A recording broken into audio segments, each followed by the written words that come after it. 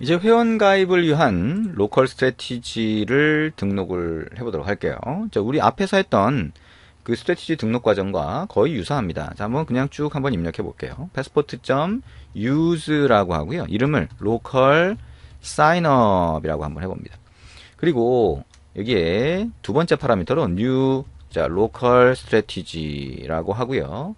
자, 여기 안에 두 개의 파라미터가 들어가겠죠. 첫 번째 파라미터는 객체, 중괄호, 엔터가 되는 거고요. 이렇게 해서 객체를 넣어주고, 콤마 하고요. 두 번째는 콜백 함수 넣어주겠죠. 펑션, 처음에 리퀘스트 객체, 이메일 객체, 그다음 패스워드 객체, 그 다음에 done이라고 하는 객체를 이렇게 넣어줍니다.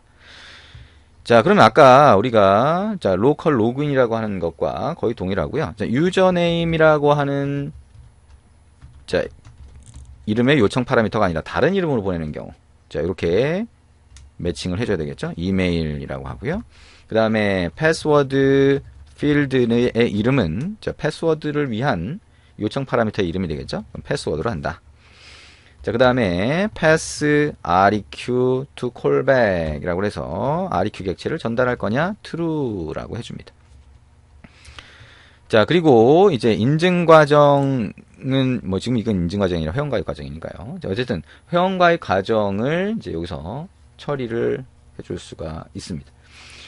자, 그러면 이게 자, 만약에 우리가 그 이름이 뭔지 자, 이름이 뭔지도 한번 확인하고 싶다라고 하게 되면 이 REQ 객체가 전달이 됐기 때문에 그것도 확인해 볼 수가 있어요. 그래서 var 자, 파람 name이라고 하는 거를 확인하고 싶다라고 하면 클라이언트가 전달한 그 요청 파라미터를 req.body.name 또는 req.query.name으로 확인할 수 있겠죠. get 방식이든 post 방식이든. 그 다음에 console.log라고 해서 자, 패스포트의 로컬 사인업 호출됨이라고 하고요. 여기에 이메일, 그 다음에 패스워드, 그 다음에 파람 네임 이렇게 출력을 해줍니다. 자, 그리고 그 밑에다가 이제 우리 했던 것처럼 동일하게 할 수 있는데요. 책에 보시면 process.nextTick이라고 하는 걸 사용하고 보실 수가 있어요. 그거는 이 데이터베이스에서 find one 이런 걸 사용할 때 블러킹이 되면 나중에 이제 실제 이거를 배포해서 사용자가 쓰게 만들다 보면 이것 때문에 그 블러킹 되는 상태가 될 수가 있겠죠. 그러니까 잠깐이라도 블러킹 되면 응답 시간이 이제 느려지는 문제가 생길 수가 있어요. 그래서 그거를 그 비동기 방식, async 방식으로 변경할 때 process.nextTick이라고 하는 걸 사용할 수도 있습니다. 그래서 이제 비동기 방식으로 사용하는 거는 뭐 프라미스라든가 뭐 이런 형태로 해서 구성할 수도 있고요. 자, 지금 기존에 많이 사용하던 게 이제 process.nextTick이 되겠죠. 이걸 사용해도 되고 그냥 일단은 여기에 var 데이터베이스라고 해서 app.get으로 참조한 다음에 자, 사용을 하셔도 됩니다. 위에서 한 거하고 동일하게 되겠죠. 그래서 데이터베이스. 자, user model. find one이 되겠죠. 자, find one으로 검색을 한다. 그리고 find one 안에다가 첫 번째 파라미터로 자, 이메일이라고 하는 속성에 대해서 이메일 자, 값을 넣어주고요. 그 다음에 두 번째 파라미터 자, function이라고 해서 에러와 유저 객체를 넣어준다. 자, 데이터베이스에서 하나 검색을 한 거죠. 그죠? 검색을 한 건데 지금 우리가 하는 거는 우리가 아까 로그인이라고 하는 과정이 아니라 회원가입 과정이에요. 그러니까 기존의 사용자가 없어야 되는 거죠. 그렇죠? 자, 그 과정을 그 내용을 한번 생각을 해보시고요. 자, 일단 에러가 발생하면 일단 문제가 되니까 자, console.log라고 하고요. 에러 발생이라고 한 다음에 여기에 return 자, done error 이렇게 넣어줍니다. 자, 그리고 이제 에러가 아닌 경우를 생각해 볼 수가 있겠죠. 그래서 if라고 해서 user라고 하면 기존에 객체가 있다는 거잖아요. 있으면 새로 회원가입을 시킬 수가 없겠죠. 그래서 이때 자, 그 회원가입을 위한 그 메소드 쪽으로 다시 던져줍니다. 자, 기존에 계정이 있습니다 라고 하는 로그를 한번 찍어 놓고요. return이라고 하고 done, 그 다음에 null, false, 그 다음에 req.flash라고 넣고요. 자, sign up message라고 한 다음에 자, 계정이 이미 있습니다 라고 하는 메시지가 전달되도록 한번 해봅니다. 자, 그리고 이게 사용자 정보가 데이터베이스에 없으면 이제 등록하면 되겠죠. 그래서 데이터를 저장하는 거, 객체를 만들고 그 다음에 save 메소드를 호출하면 되죠. 가장 간단한 방법. var user라고 하는 변수를 만들고 new database.user model이라고 해서 객체를 하나 생성을 합니다. 자, 객체 생성을 할 때 여기다가 파라미터를 넣어주면 되겠죠. 이메일이라고 하는 파라미터의 값이 이메일이 될 거고요. 그 다음에 패스워드. 이게 이제 버추얼로 되어 있지만 우리는 그냥 패스워드를 넣어주면 되죠. 패스워드라고 하는 값을 넣어주면 되고요. 그 다음에 name이라고 하는 거에도 자, 파람 name을 우리가 위에서 확인했으니까 그 값을 가지고 넣어주도록 합니다. 자, 그 다음에 user.save라고 하는 메소드를 호출하면 저장이 되겠죠. 그 다음에 function error라고 해서 callback 함수를 여기다가 등록을 해줍니다. 자, 그래서 if error라고 해서 에러가 발생하면 그러면 사실 이 저장하는 과정이니까요. 이때도 그냥 단순히 책에서처럼 throw error를 해주는 게 아니라 자, return done이라고 하고요. 자, null, false, 그 다음에 req.flash라고 해서 자, sign up message라고 하고 자, 데이터베이스 사용자 정보 저장 시 에러가 발생했습니다. 뭐 이렇게 전달해 줄 수가 있는 거죠. 그렇죠? 그리고 console.log로 마찬가지로 데이터베이스의 저장 시 에러 뭐 이렇게 로그를 찍을 수도 있습니다. 자, 책하고는 약간 다르게 바꿔봤어요. 자, 이렇게 하면 저쪽 authenticated 쪽으로 전달해 줄 수 있으니까 좀 더 명확하겠죠? 자, 그 다음에 console.log라고 해서요. 이제 다 정상적인 거죠. 자, 사용자 데이터 저장함 뭐 이렇게 해서 로그를 찍고요. 자, return done이라고 하고 null user 이렇게 해주시면 됩니다.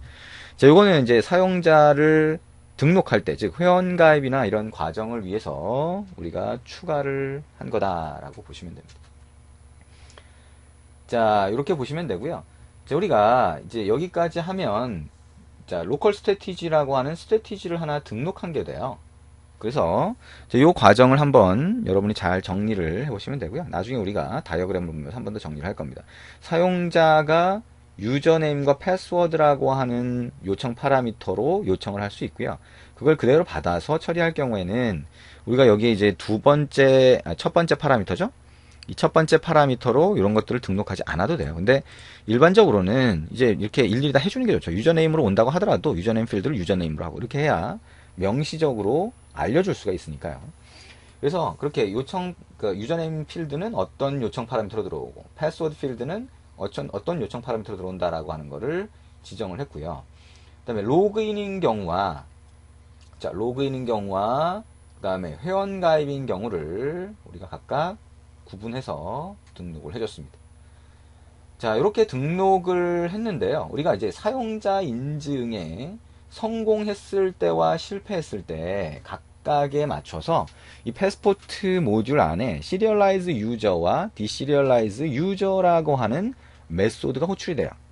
그래서 이 시리얼라이즈 유저는 사용자 인증을 처음에 성공했을 경우, 그 경우에 시리얼라이즈 유저가 되고요.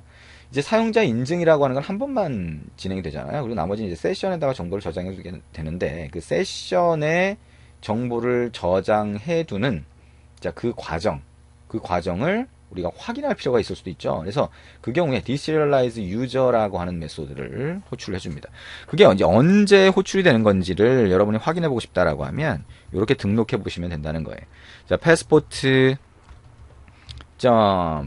serialize user라고 하는 메소드를 호출한다. 이거는 우리가 호출하는 건 아니에요. 자동으로 호출된다는 거고요. 펑션하고 user done이라고 하는 파라미터를 받아서 우리가 필요한 작업을 할 수 있도록 여기서 해주는 겁니다.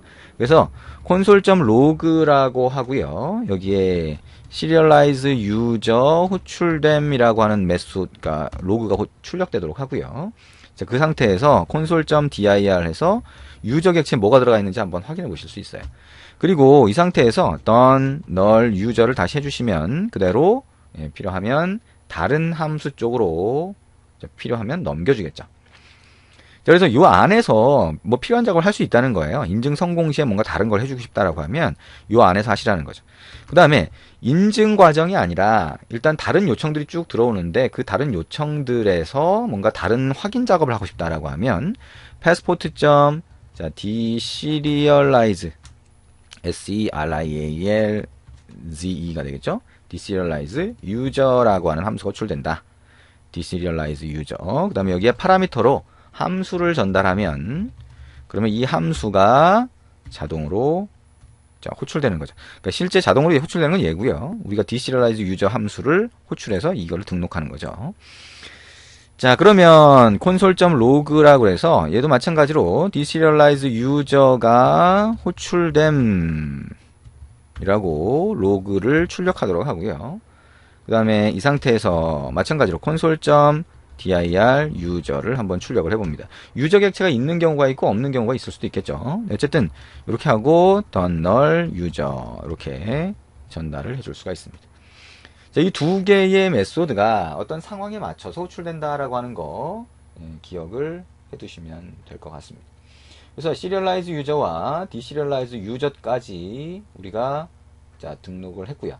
자, 그러면 이제 본격적으로 우리가 라우팅 함수 작업을 해볼 때가 됐네요. 이 라우팅 함수는 사용자가 어떤 요청 패스로 요청했을 때 그 요청을 받아서 지금 이 패스포트 모듈 쪽으로 넘긴 상태에서 로그인이나 회원가입 진행하도록 만들어줘야 되겠네요. 조금 이따가 라우팅 함수를 직접 만들어 보고 그 다음에 클라이언트 웹페이지를 만들어서 동작하는 데 필요한 그 기본 과정을 어떻게 하는지 그걸 같이 한번 해보도록 하겠습니다.